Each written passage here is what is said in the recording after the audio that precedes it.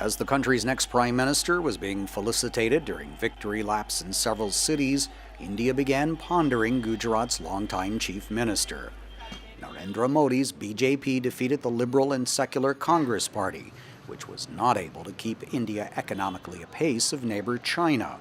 Over a decade, the economy created just 1/10 of the jobs necessary to keep pace with its growing population. The big question, can the next leader improve on that record?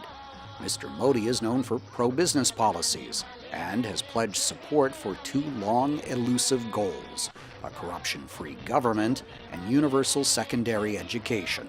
But he is criticized as an autocrat. Mr. Modi's party comes into office with enormous political power, able to pass laws without any coalition partners, and with Congress Party severely crippled. Elements of civil society are wary and should be especially vigilant, says Siddharth Varadarajan, senior fellow at the Center for Public Affairs and Critical Theory. I cannot recall a prime minister who has been quite so polarizing a figure and who brings to power as much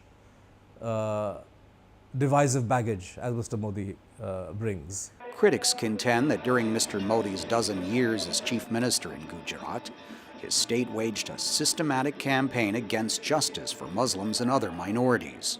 As India's 17th prime minister, the staunch Hindu nationalist will have to reach beyond his base and modify his style, says economist Parth Shah, who runs a prominent think tank dedicated to India's social challenges.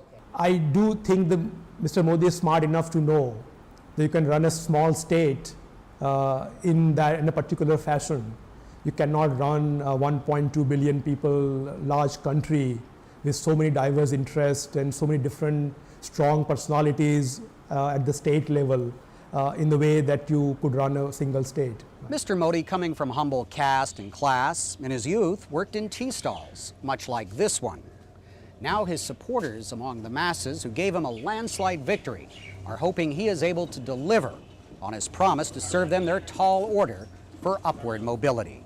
Steve Herman, VOA News, New Delhi.